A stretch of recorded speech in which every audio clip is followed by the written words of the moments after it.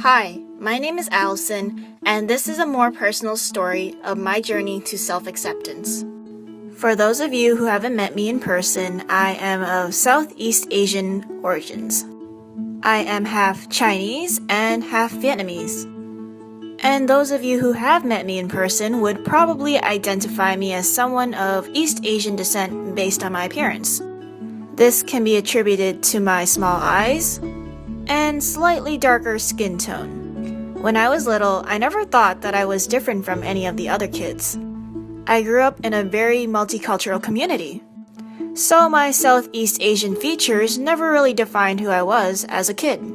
Having small eyes and slightly darker skin did not stop me from being a narcissist.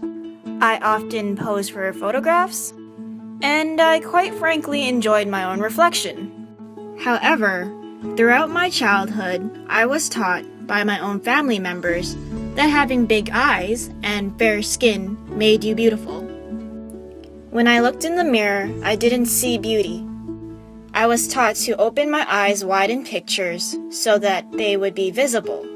I was taught to stay away from the sunlight as it would keep my skin fair. Having the mentality that big eyes and fair skin was beautiful made me struggle with my own appearance. It didn't help that my East Asian friends at the time reinforced this mentality as well. Growing up, the confidence I had in my own self-image was severely affected. I remember having really low self-esteem. I avoided the sunlight. I avoided being in pictures. I often avoided my own reflection. Although I never got made fun of for my features in school, I would sometimes get hateful comments related to my appearance on the streets. So I thought, maybe they're right. Maybe I'm not beautiful. Funny enough, it was around that time in my life that I discovered Kpop. You may be wondering, but Allison, how does that tie into everything? Well, I'll tell you. One of the first K-pop groups I've ever listened to was 21. They were a girl group that did not fit the mold of East Asian beauty standards. They were far from the K-pop industry norm. I remember admiring how charismatic the leader of the group, CL, was. I remembered thinking she was beautiful, even though she had small eyes and darker skin, just like me. But I wasn't able to make the connection at the time. In high school, I got into Tumblr, a blogging platform. On that platform, I discovered an online community that spoke about social issues. It was there that I learned that the issues I face regarding my self-image is a very real issue that countless of women of color have faced. So I dug a little deeper and found out that my small eyes were called monolids, and that the pressure to have fair skin was shadeism. These were new terms to me. With these new terms in hand, I did even further research about Asian beauty standards. On my quest to educate myself, I've surrounded myself with positive online influences.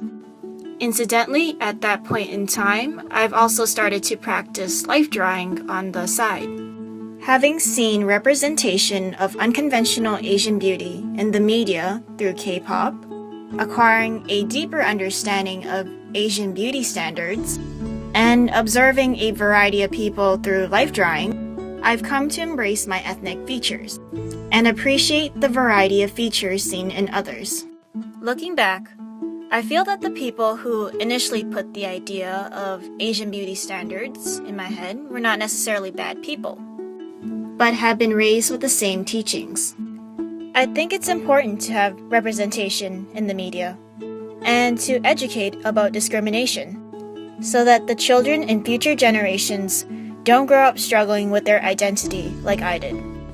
Moving forward, I will try my best to raise awareness of the topic through my future work in the animation industry. To everyone struggling with self-acceptance, I urge you to research the roots of the problem.